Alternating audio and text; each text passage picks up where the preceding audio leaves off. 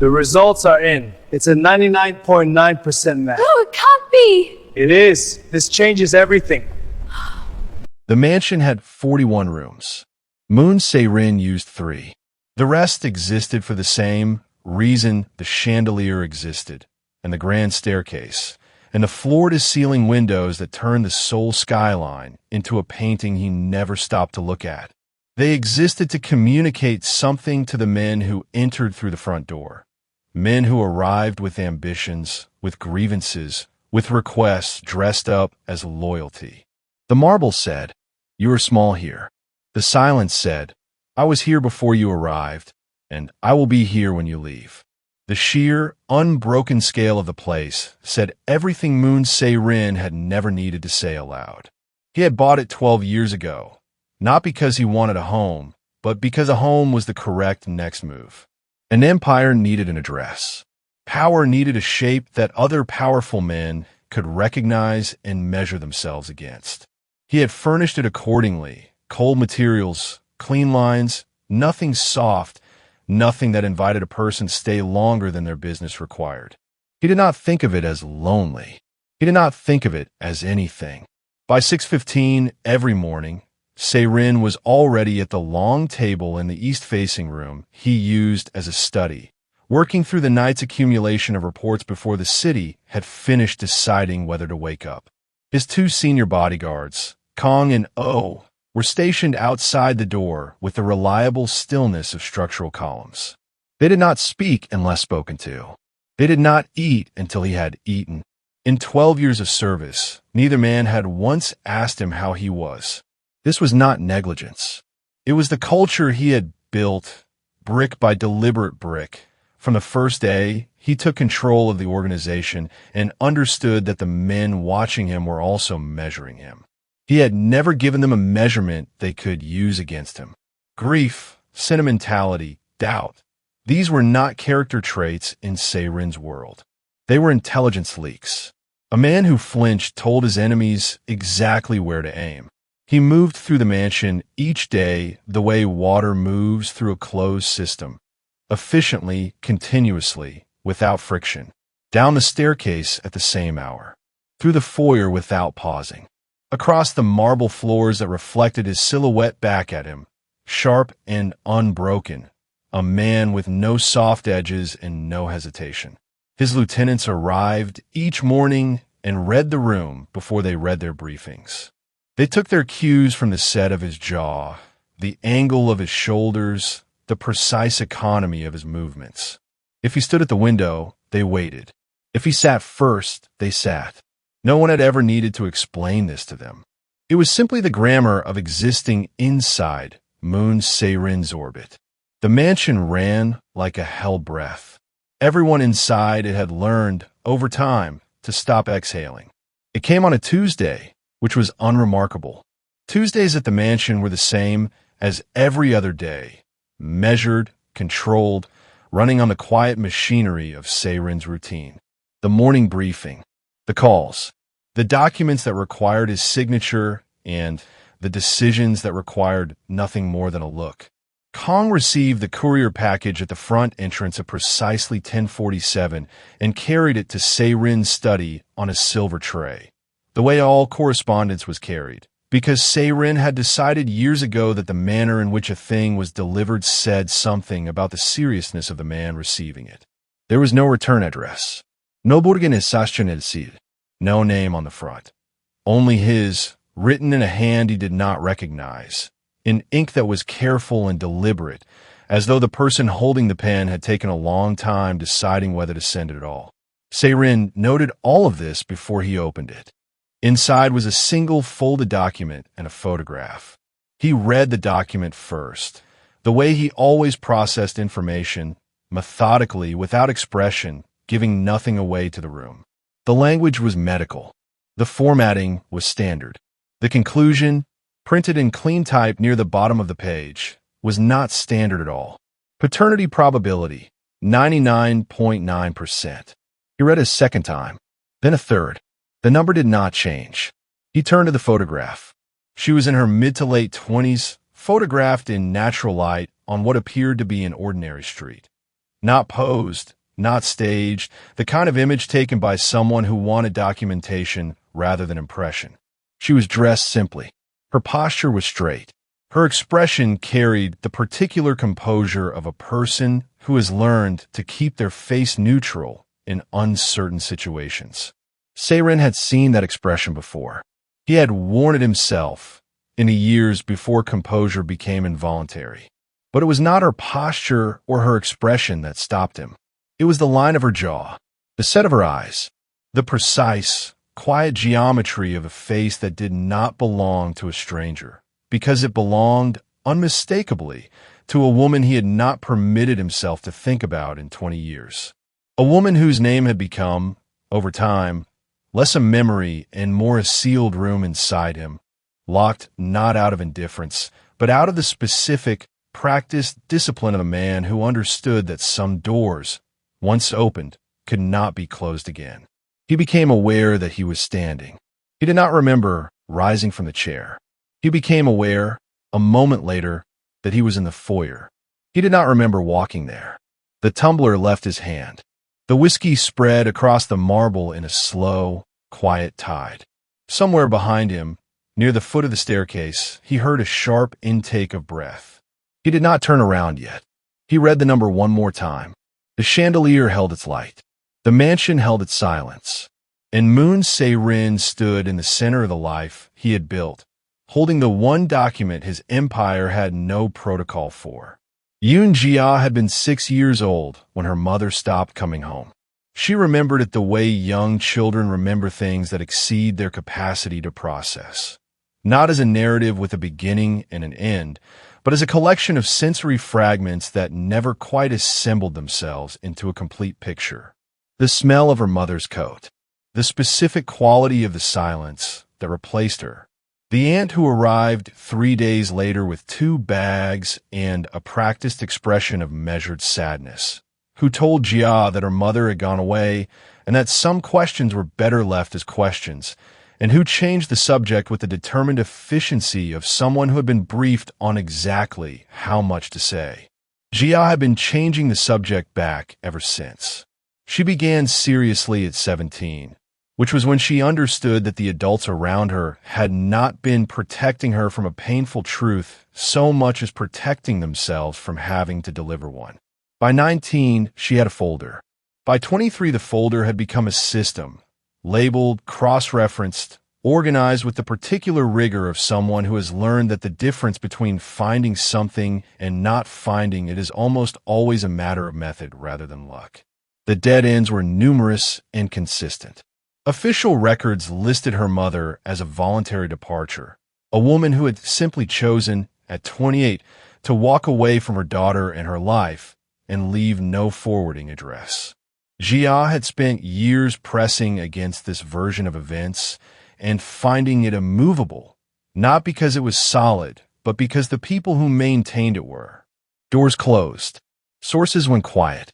On 2 occasions, men she had never met appeared at the edges of her research in ways that were too deliberate to be coincidental, and Jia had learned to note their presence without reacting to it, filing it alongside everything else.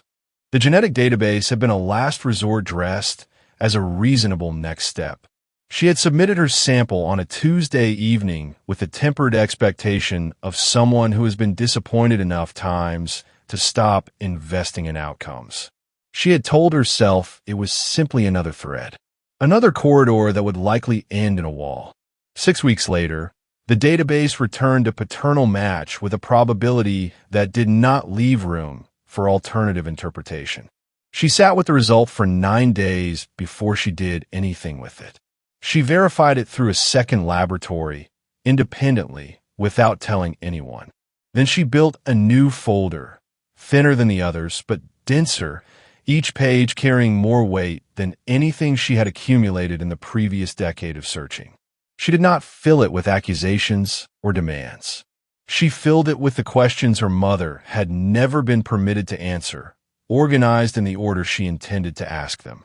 She arrived at the mansion on a gray afternoon with the folder under her arm and the steady, forward-facing composure of a woman who has already survived the worst version of the answer. She rang the bell and waited. And when the door opened, she did not say she was looking for a father. She said she was looking for the truth about her mother, and she would like to speak with Moon Se-rin, and she was not leaving until she did. He kept her waiting for 20 minutes. This was not an accident. In Se-rin's experience, 20 minutes of silence in an unfamiliar room told him everything he needed to know about a person. The anxious ones paced. The ambitious ones rehearsed. The dangerous ones went still and studied the exits. He watched through the narrow panel of one-way glass beside the door as Yoon Jia did none of these things. She sat in the chair he had positioned deliberately off-center, a small, calculated discomfort, with her hands folded on top of a manila folder at her lap, and she looked at the middle distance with the patient, unreadable stillness of someone who had been waiting far longer than 20 minutes. Someone who had been waiting, in one way or another, for years. He went in. He did not offer tea. He did not sit immediately. He stood at the opposite end of the room and looked at her the way he looked at every person who sat in that chair, as a document to be read, a set of variables to be assessed. She looked back at him without flinching, without the nervous rearrangement of posture that most people performed under his attention without realizing they were doing it. He sat. The silence continued. He let it. "You submitted the sample 8 weeks ago," he said finally. It was not a question. 10, she replied. Her voice was even. The first lab lost the paperwork. He studied her. "You could have come to me directly. Before the result. Before any of this. You would have had me removed from the property." She was not wrong, and she knew it, and she said it without heat or accusation, simply as a fact they both understood. Se-rin found, to his mild irritation, that he had nothing to say in response. "What do you want?" he asked. The question that cut through every pretense in every meeting he had ever conducted. Money, territory, protection, revenge. People always wanted one of 4 things, and the answer lived in the half-second before they had time to shape it into something presentable. Jia did not hesitate. She lifted the folder from her lap and placed it on the table between them, sliding it toward him with a steadiness that struck him somewhere he didn't immediately have a name for. "I want to know what happened to my mother." He did not touch the folder. He looked at it, then back at her, reading the architecture of her face, that jaw, those eyes, the geometry he had spent 20 years successfully not thinking about, and understood that this was not an opening position in a negotiation. There was nothing underneath it to bargain with. She had not come to his mansion for money or a name or a seat at his table. She had come for the one thing his empire had never once been asked to produce. The truth. He opened the folder. The official record was 4 pages long and entirely convincing. Se-rin had read it the night Jia left the mansion, sitting alone in his study with the folder open on the table and the Seoul skyline pressing its cold light against the windows behind him. The document was dated 22 years ago, typed on organizational letterhead, and signed by his most senior lieutenant at the time, a man named Cha Dong-hyun, who had since become the quiet, indispensable architect of everything Se-rin had built. The language was administrative, bloodless. Voluntarily severed contact. No forwarding address provided. No organizational involvement. For pages that added up to a single, clean conclusion. She had simply chosen to leave. He had believed it because he had needed to, because grief, at 26, with an empire still finding its shape beneath his hands, was a luxury he had calculated he could not afford. He had read those 4 pages, filed them in the sealed room inside himself, and turned back to the work. He had been very good at the work. He called his private archivist at 6 the following morning and asked for every document Cha Dong-hyun had handled personally in a 14-month window 2 decades ago. The archivist did not ask why. No one in Se-rin's orbit asked why. By midday, 3 archive boxes sat on the long table in the east-facing study, and Se-rin dismissed Kong and O from the corridor and locked the door. He worked through the afternoon without stopping. Most of it was routine, the ordinary administrative sediment of an organization in its early years. Logistics, payments, territorial correspondencia. He moved through it with the systematic patience of a man who had built his career on finding the thing that didn't belong in a room. He found it in the second box, near the bottom, tucked inside a manila sleeve that had been labeled with a document reference number rather than a description. A single handwritten page, the ink slightly faded, in Cha Dong-hyun's unmistakable compressed script. It was not addressed to anyone. It was not signed. It was the kind of page a careful man writes for himself, as a record, never intending it to be read by the one person it concerned most. Se-rin read it once. Then he set it down on the table, very carefully, the way a person sets down something they're afraid of dropping, not because it is fragile, but because of what breaking it would mean. She had not left. She had been relocated. The word used in Cha Dong-hyun's careful handwriting was managed, a word Se-rin had used himself hundreds of times to describe the quiet resolution of complications that could not be permitted to destabilize the organization. She had been a complication. She had been pregnant. And the man Se-rin had trusted above every other person in his life for 20 years had decided, without asking, what the empire needed more than it needed her. Se-rin sat in the locked room for a long time after that, his hands flat on the table, the city moving soundlessly behind the glass, and said nothing to no one in the particular silence of a man relearning the shape of the last 2 decades from the beginning. They met without being summoned, which was the first sign that something had already broken. In 20 years, Moon Se-rin's lieutenants had never convened a private meeting without his authorization. The rule was unwritten, as all the most important rules were, but it was absolute, the kind of boundary that didn't require explanation because crossing it was understood to be a form of confession. Men who met in secret from their leader were men who had something to hide from him. Everyone in the organization knew this. The 4 men who gathered in the private room above Cha Dong-hyun's preferred restaurant on a Wednesday evening knew it better than anyone. They sat close, their voices low, the room swept for devices out of habit rather than specific fear. Cha Dong-hyun was at the head of the table. At 61, he carried his age the way certain buildings carry theirs, heavily, but with the suggestion that the structure was still sound, still capable of bearing weight. His face was composed. His hands were still.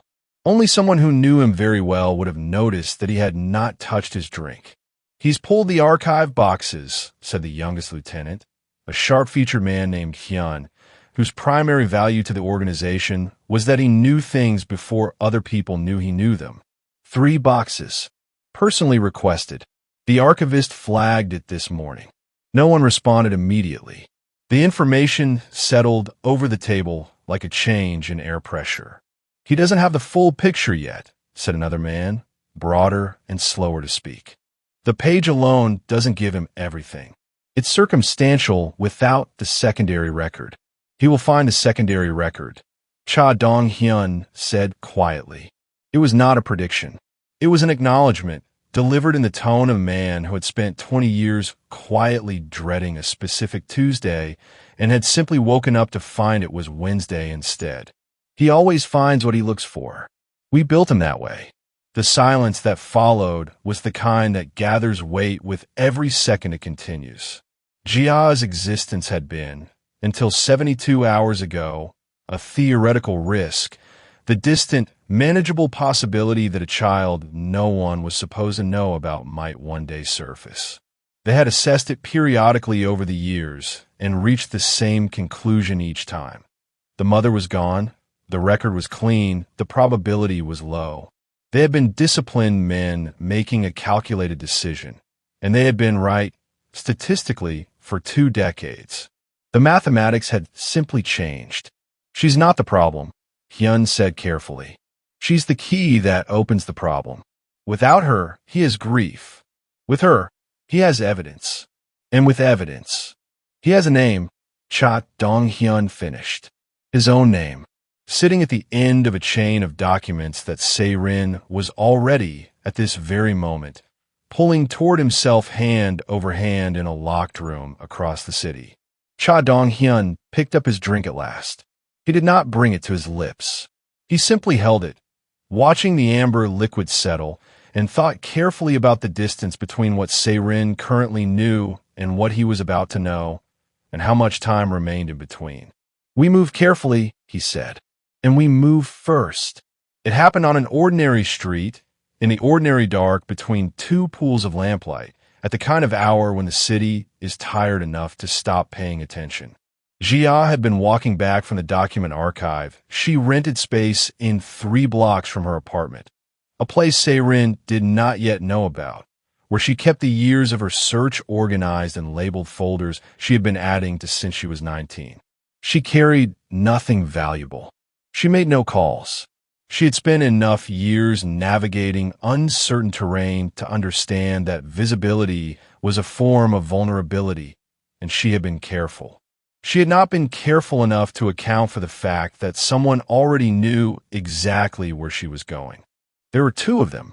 The approach was practiced, one ahead to slow her pace, one closing from behind, the gap between them shrinking with the coordinated timing of men who had rehearsed the geometry. The one in front let something fall, a small, automatic bid for her attention, and in a half-second she registered it as staged rather than accidental. The second man's hand closed around her arm. What happened next took 11 seconds. Kong came from a left. O came from the doorway of a shuttered pharmacy to her right. A position GR realized with cold clarity he could only have been standing in for some time. The 2 men were separated from her and from each other with a speed and efficiency that suggested Kong and O had not simply been following her as a precaution. They had been expecting this. She stood on the pavement afterward, her breathing controlled, and watched Se-rin's bodyguards handle the aftermath with the practiced quiet of men resolving a situation their employer had specifically prepared them for. No sirens, no witnesses who stayed. The street resumed its ordinary dark as though the previous 11 seconds had been edited cleanly from its memory. Se-rin arrived 12 minutes later. He stepped out of the car and looked at her first, a single, assessing look that moved from her face to her hands to her posture, cataloging damage with the focus of a man conducting an inventory of something he had only recently admitted he could not afford to lose. Then he looked at the street. Then for a long, still moment, he looked at nothing in particular. She watched him process it. The staging, the timing, the fact that the 2 men Kong and O had neutralized were not rivals, not external actors, not the enemies that lived conveniently outside the walls of his organization. She could see him arrive at the conclusion the same way she had, not with surprise, but with the particular airless recognition of something that had always been true, finally confirmed. He turned and looked at the mansion on the hill above the city. From this distance, the chandelier was a small, cold point of light behind the glass. He had built those walls to keep the world out. He understood now, with complete and irreversible clarity, that the walls had never been facing the right direction. The secondary record was exactly where a careful man would hide something he could not bring himself to destroy. Se-rin found it the morning after the attempt on Jia's life, in a secondary archive location he had not visited in 11 years. A climate-controlled room beneath one of the organization's older properties, accessible through a corridor that did not appear on any floor plan he had ever been shown. He had learned of its existence not from Cha Dong-hyun, but from a junior archivist who had made the quiet, private calculation that loyalty to a sinking structure was a different thing from loyalty to the man who built it. The file was thin, 12 pages, the kind of document that is sparse not because little happened, but because the person writing it understood that brevity was its own form of concealment. Se-rin read it standing up, in his coat, in the cold of the underground room, with no one present and no reason to maintain his expression for an audience. It was all there. Her name, the confirmation of the pregnancy, discovered and reported to Cha Dong-hyun by a man since dead. The internal assessment, written in the same compressed, precise script he had spent 20 years reading across boardroom tables. That detailed, with the dispassionate logic of an organizational memo, why her continued presence in Se-Rin's life represented an unacceptable structural risk. A boss with a child was a boss with a hostage. A boss in love was a boss whose judgment had a blind spot. The empire was at a critical stage. The decision, the file concluded, was not personal. The decision had been made on a Thursday. By the following Monday, she was gone. Se-Rin set the file down on the shelf beside him and stood in the cold room for a time that he did not measure. He was not performing composure for anyone. He was simply waiting for the part of himself that had absorbed the information to finish absorbing it. The way a material under pressure will hold its shape until the exact moment it cannot, and then the change, when it comes, is total. He called Cha Dong-hyun from the car. He said 4 words, the house. 1 hour. He ended the call before the older man could speak, because there was nothing Cha Dong-hyun could say in the next 60 minutes that Se-Rin needed to hear before they were in the same room. Dong-hyun was already there when Se-Rin arrived, standing in the center of the study, not seated, which told Se-Rin that the older man had spent the drive over deciding to meet this upright rather than from behind the formality of a chair. His face carried the careful arrangement of a man who had long ago prepared a version of this conversation and was now, finally, being asked to deliver it. Se-Rin closed the door. He did not raise his voice. He had never needed volume to make a room feel dangerous. He placed the 12 pages on the desk between them and smoothed the top sheet once with the flat of his hand, a gesture so quiet it was almost gentle. "Tell me," he said, "in your own words." And for the first time in 20 years, Cha Dong-hyun had nothing left to manage. He summoned them all. That was the first thing they noticed. Not individually, not through the usual chain of quiet instruction, but together, a single message delivered simultaneously to every member of the inner circle, calling them to the mansion at 9 in the evening with no stated agenda. In 20 years, Se-Rin had never assembled them this way. The format itself was a declaration, and every man who received it understood, during the drive over, that the meeting they were walking into was not the kind that ended with assignments and dispersal. They arrived in their good suits, which was instinct, and they stood in the foyer beneath the chandelier and did not look at each other, which was fear. Se-Rin was already there when they filed in. He stood at the center of the marble floor, not at the head of a table, not elevated, not positioned behind any of the architecture of authority he could have chosen. He stood where the whiskey had spilled 10 days ago, in the same spot where the world had cracked open, as though he had selected the location deliberately, which he had. Jia stood at the foot of the staircase. This, too, was deliberate. Se-Rin let the silence run for a long moment, his eyes moving across the assembled faces with the unhurried attention of a man who has already finished the work and is now simply reading back the results. Then he spoke. He did not raise his voice. He named what had been done with the same clean, administrative precision that Cha Dong-hyun had once used to document it: the assessment, the decision, the Thursday, the Monday. He named the woman who had been removed. He named the child she had been carrying. He named the file, the room it had been hidden in, and the hand that had written it. He stripped every layer of organizational language from the event until what remained in the room was not a managed decision from 2 decades ago, but a simple, unambiguous human act, spoken aloud in front of witnesses for the first time. The foyer absorbed it the way marble absorbs everything, without expression, without mercy. He looked at Cha Dong-hyun last. The older man did not deny it.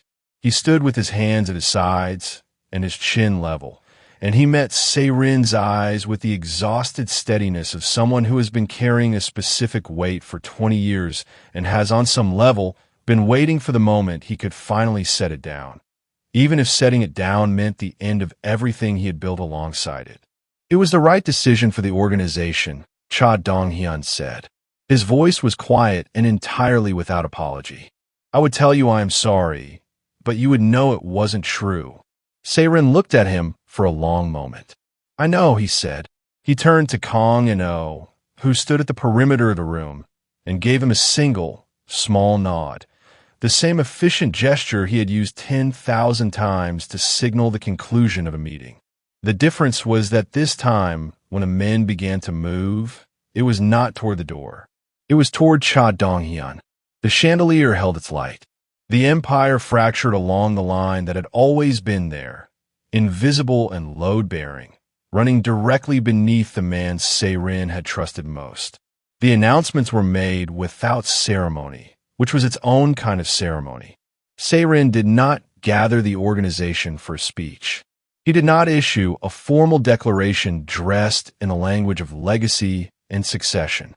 He sent a single document to every lieutenant, every regional head, every man whose position within the empire required that he understand the new architecture of the thing he worked inside. The document was one page. It named Yoon Jia as his sole heir and recognized her formally as his daughter. It listed, in a separate column, the names of the men who had been removed from their positions and the terms of their removal. It was signed at the bottom in Se-rin's hand, with the date and nothing else. In the underworld, the absence of elaboration was its own form of finality. No one who received the document asked questions. Kong and O were promoted the following morning, in the study, with the same brevity Se-rin applied to everything he considered settled. He told them what their new responsibilities were and what he expected, and they received the information the way they received all information, without visible reaction, without excessive gratitude. He had chosen them originally for exactly this quality. It had not disappointed him. The men who had sat in that restaurant above the city and decided to move first faced consequences calibrated not to spectacle but to permanence. Exile for most.